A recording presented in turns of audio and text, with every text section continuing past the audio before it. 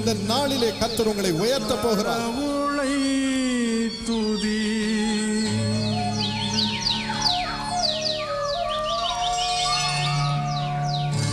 நிகழ்ச்சியை பார்த்து கொண்டிருக்கும் உங்கள் ஒவ்வொருவர் வாழ்வில் ஆண்டவர் தமது சமாதானத்தை ஊற்ற போகிறார். காலமே நீ எழுந்து கடவுளை தூதி நந்து கால தாமதம் நந்தந்து என் மனமே. Hello friends, welcome to series time. நான் இப்போ உங்களுக்கு ஒரு கதை சொல்ல போகிறேன். ஒரு நாள் ஒரு குட்டி பொண்ணு இருந்தாலாம். அவள் பேர் ரீனா. அவள் வீடு ஒரு ஃபாரஸ்ட்குள்ளே இருக்குமா. ஒவ்வொரு நாளும் அவள் ஸ்கூலுக்கு போயிட்டு வந்தோடனே அவள் ஃப்ரெண்ட்ஸ் கூட விளையாடிட்டு இருப்பாளாம். ஒரு நாள் அந்த மாதிரி விளையாடிட்டு இருக்கும்போது அவள் அந்த ஃபாரஸ்டில் நிறைய குரங்கு பார்த்தாலாம். அந்த குரங்கெல்லாம் பார்த்தோன்னே ரீனா அவள் ஃப்ரெண்ட்ஸ்லாம் கூப்பிட்டு வந்து காமிச்சாலாம்.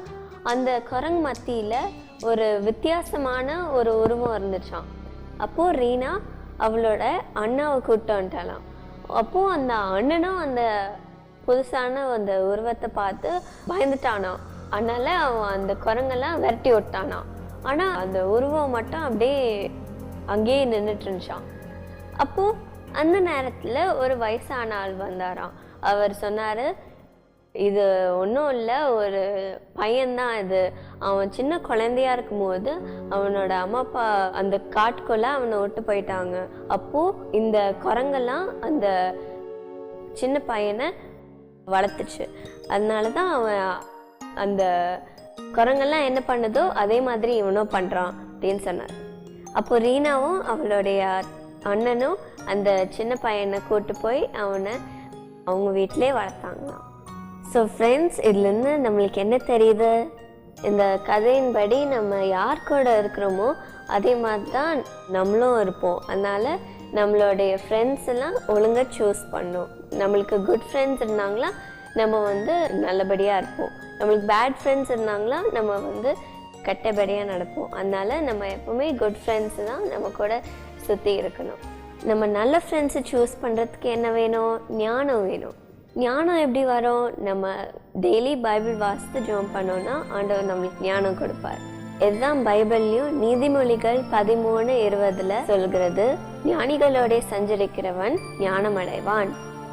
ஓகே ஃப்ரெண்ட்ஸ், அதனால் நம்ம இன்னையிலேருந்து குட் ஃப்ரெண்ட்ஸை சூஸ் பண்ணி நம்ம வாழ்க்கையில் முன்னேறுவோம். சரியா? Now it's time to say goodbye from Siri. Bye.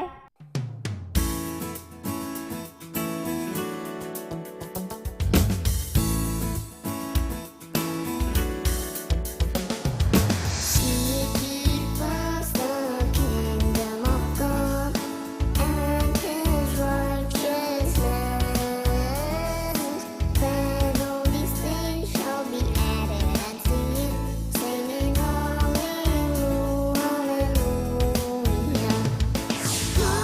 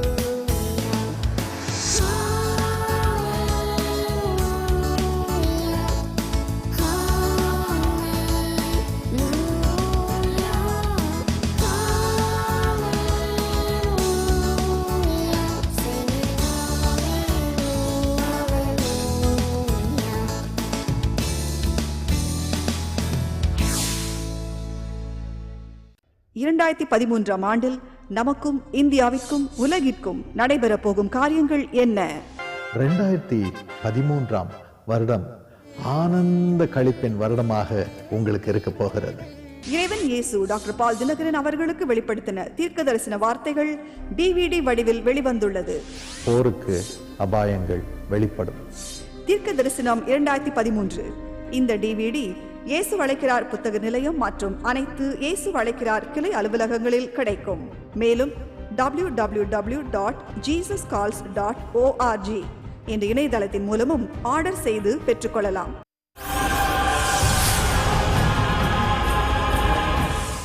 இப்பொழுதும் டாக்டர் பால் தினகரன் அவர்கள் வழங்கிய வல்லமை நிறைந்த இறை வார்த்தைகள் உங்கள் ஆசீர்வாதத்திற்காக.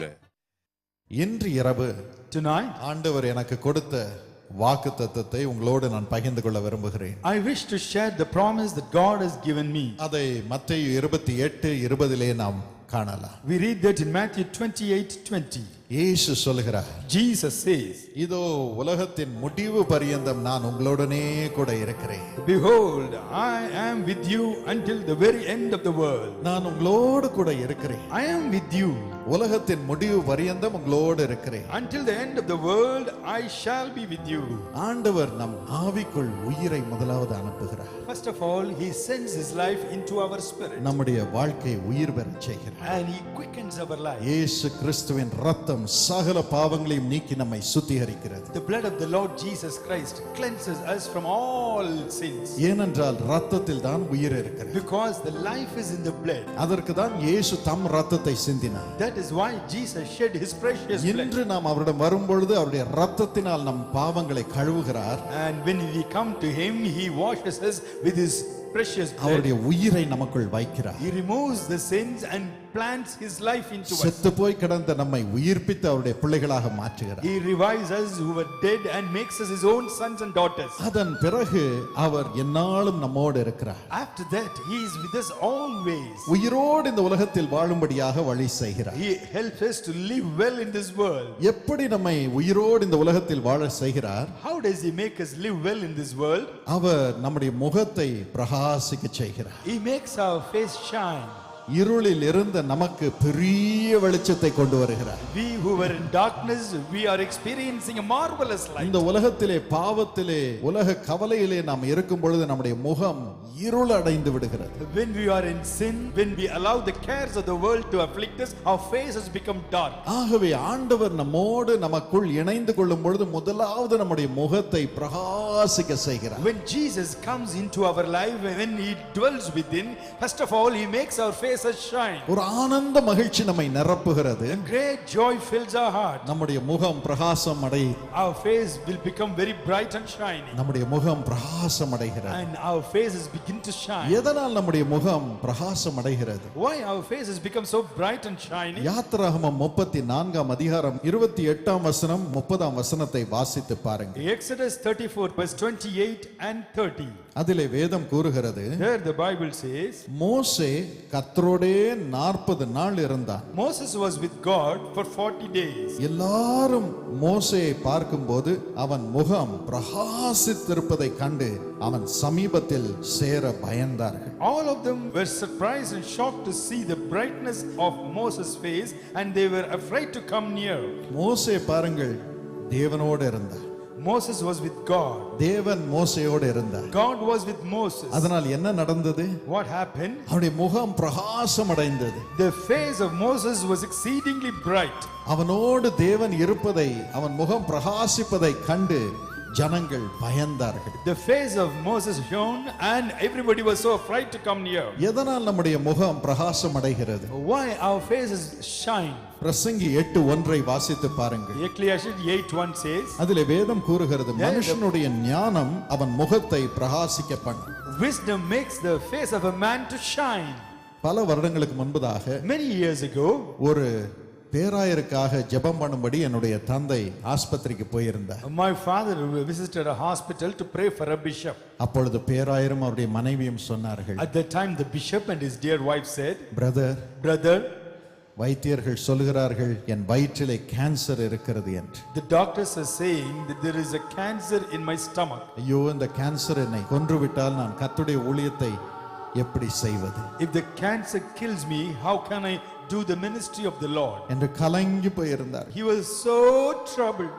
அப்பொழுது என் தந்தையும் கண்ணீரோடு அவருக்காக ஜெபம் பண்ணினார். At that time my father also shed tears and prayed. அப்பொழுது பரிசுத்த ஆவியானவர் அவர் மீது இறங்கினார். At that time the Holy Spirit came upon him. வேதம் கூறுகிறது, The Bible says, கொலோசியர் 2:3 Colossians 2:3, அவருக்குள் ஞானம் அறிவு என்னும் பொக்கிஷங்கள் அடங்கி இருக்கிறது. all the treasure of wisdom and knowledge, they are all embedded in him. இந்த ஞானம் நிறைந்த பரிசுத்த ஆவியானவர் என் தந்தையுடைய கண்களை திறந்தார். The Holy Spirit, who is personification of God's wisdom, opened the eyes of my father. அந்த பேராயருக்கு என்ன பிரச்சனை என்ன நோய் என்பதை அறியும்படியாக ஞானத்தின் ஆவி அவருக்குள் கிரியை செய்தது. Through the word of wisdom, through that gift, my father was able to know what was the cause of the sickness and the nature of the sickness. ஜெபம் முடிந்தது. The prayer was over. என் தந்தை பேராயரை பார்த்து சொன்னார், My father looked at the bishop and said, பரிசுத்த ஆவியானவர் என் மீது இறங்கினார். The Holy Spirit came upon me. அவர் எனக்கு வெளிப்படுத்தின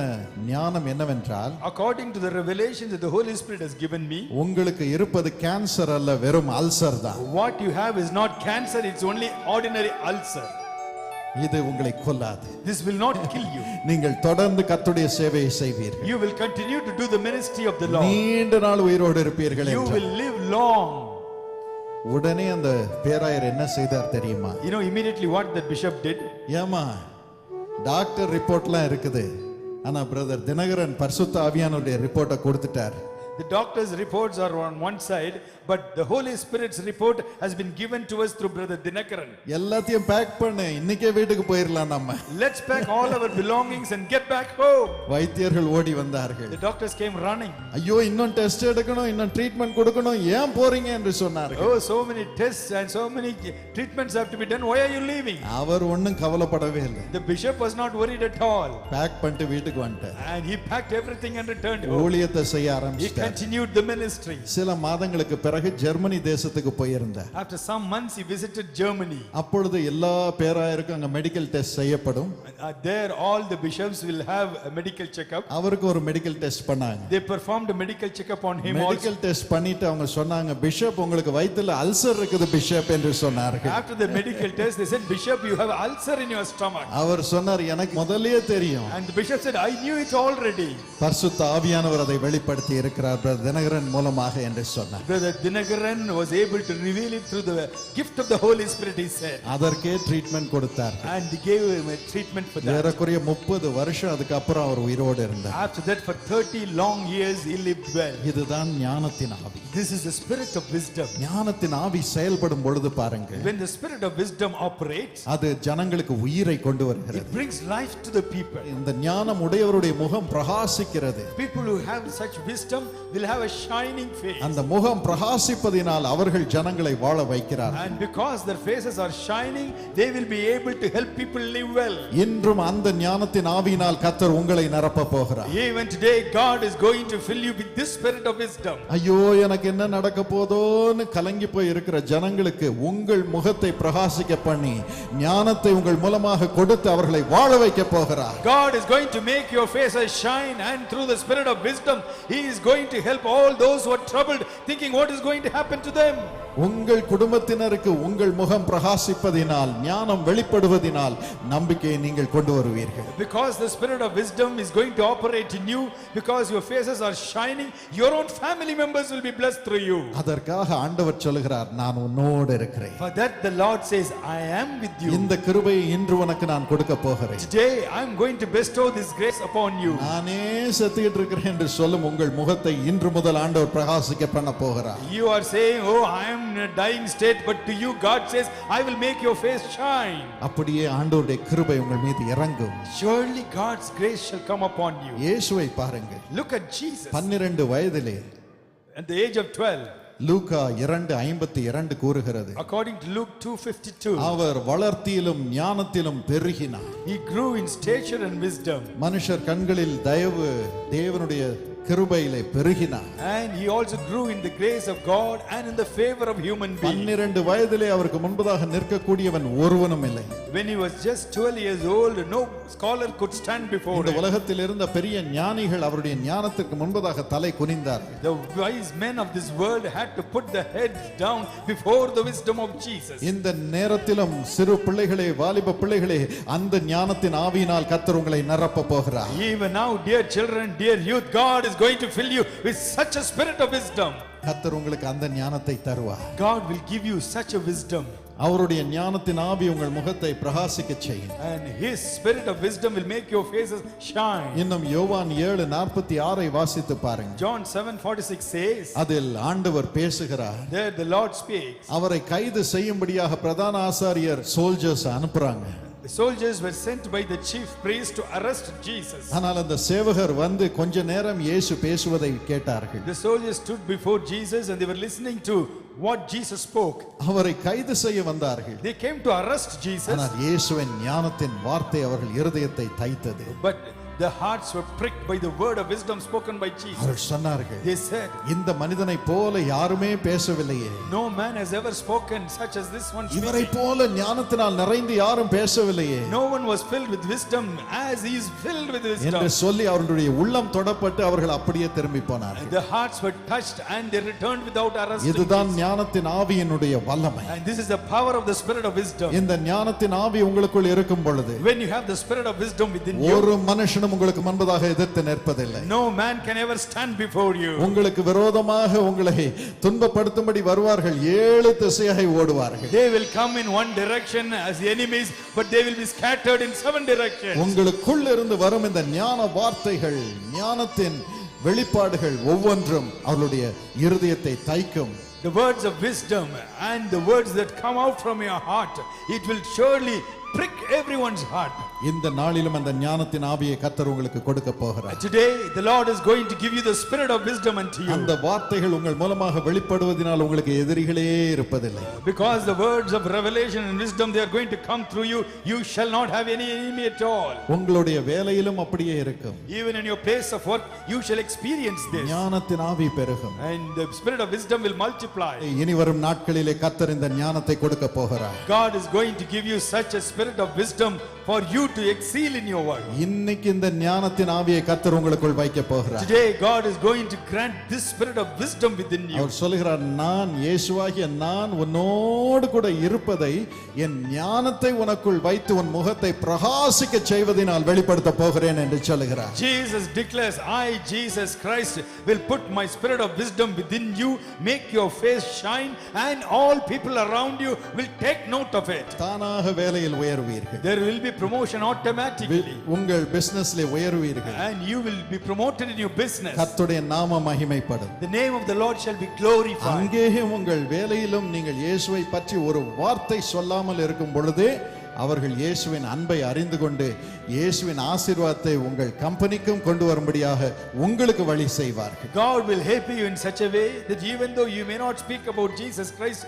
a word in your company, through you, when the company is blessed, everybody will come to know about Jesus Christ. ஆண்டவர் எனக்கு சொன்னார், இந்த கிருபையை உங்கள் மீது இன்று வைக்க போகிறேன் என்று. The Lord told me that today He is giving that grace upon every one of you. கவலைப்படாதீர்கள். Don't be worried. இயேசு சொல்கிறார், Jesus said, உலகத்தின் முடிவு பரியந்தம் நான் உன்னை கைவிடுவதில்லை. I will never leave you until the end of the world. நான் உன்னோடு இருக்கிறேன். I am with you. உன்னோடு இருக்கிறேன். I am with you. உன்னை உயிர்ப்பிப்பேன். I will revive you. மனம் கலங்காதிருங்கள். Don't be worried. இப்பொழுதும் உள்ளத்தை அவருக்கு திறப்போமா? Even now shall we open our hearts to அவருக்கு நன்றி Jesus. சொல்லுவோம். Shall we thank Him? கண்களை மூடி அவருக்கு நன்றி சொல்லுவோம். Let's close our eyes and thank Jesus. அவருடைய கரம் உங்கள் மீது இறங்கி இருக்கிறது. His hand has come upon you. நீங்கள் உயிரோடு இருந்து சாக வேண்டிய அவசியம் இல்லை. You don't have to live as if you are a dead person. ஆனால் சாவின் நிலையில் இருந்து உயிரோடு எழும்பும்படியாக இயேசு உங்களை சந்திக்க வந்திருக்கிறார். Even though you are facing death, Jesus has come down to quicken you and make you live well.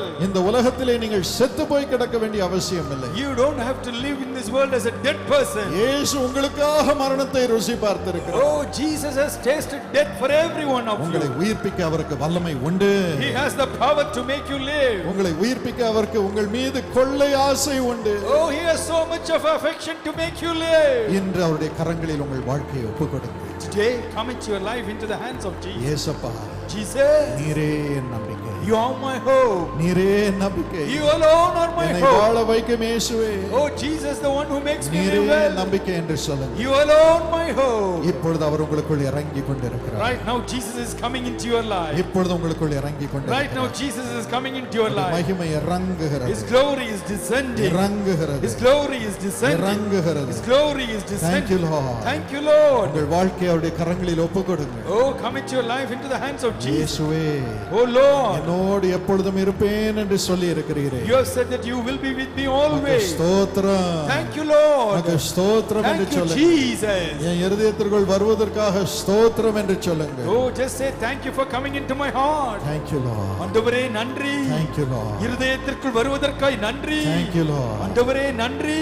இயேசு சுவாமி, Lord மத Jesus, பிள்ளைகளுக்குள் பிரவேசியம் Swami. enter into your children. அத்தனை பேருக்குள்ளும் இப்பொழுது பிரவேசியம். Enter into everyone, Jesus. செத்த ஆவி அவர்களுக்குள் இருந்து வெளியே வரட்டும். Let the dead spirits come out. இயேசுவின் ரத்தம் The blood of Jesus. அத்தனை பேரையும் கழுவட்டும். Let it cleanse everyone. கழுவட்டும். Let it cleanse everyone. கழுவட்டும். Let it cleanse everyone. பாவங்கள் வெளியே வரட்டும். Let every sin come out. முறிந்த ஆவி வெளியே வரட்டும். Let the broken spirits come out. துக்க ஆவி வெளியே வரட்டும். Let the spirit of sorrow come out. இயேசுவின் உயிர்ப்பிக்கும் ஆவி ஒவ்வொருவருக்குள்ளும் இறங்குவதாக. Let the quickening spirit of Jesus come into everyone. ஒவ்வொருவருக்குள்ளும் Into everyone. இயேசு கிறிஸ்துவின் உயிர்ப்பிக்கும் ஆவி Oh, the quickening spirit of Jesus Christ. இறங்குவதாக.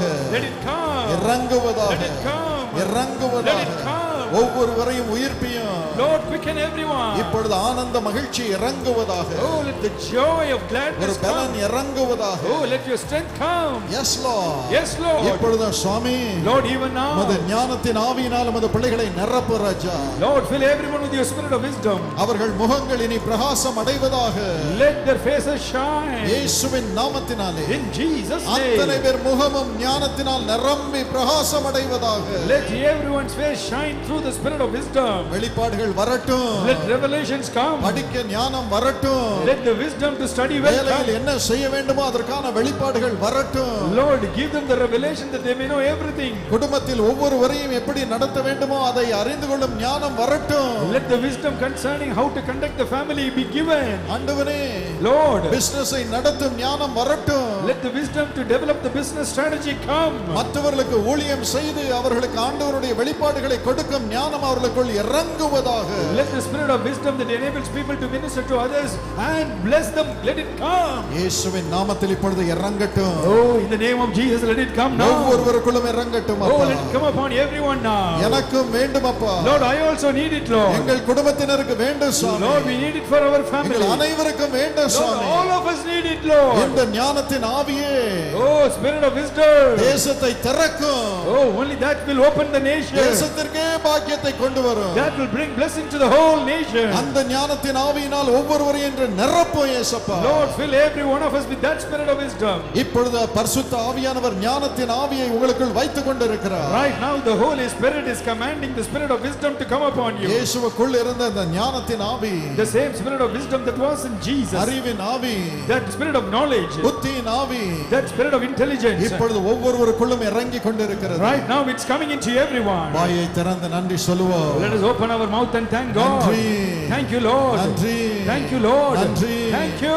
ஞானத்தின் ஆவிக்காக நன்றி. Thank you for the spirit of wisdom. நன்றி. Thank you, Lord. ஒவ்வொருவரையும் நிரப்புவதற்காக நன்றி இயேசுப்பா. Thank you for everyone, dear Lord Jesus. கண்களை திறப்பதற்காக நன்றி. Thank you for opening the eyes. பரலோகம் அவர்களுக்கு திறப்பதாக.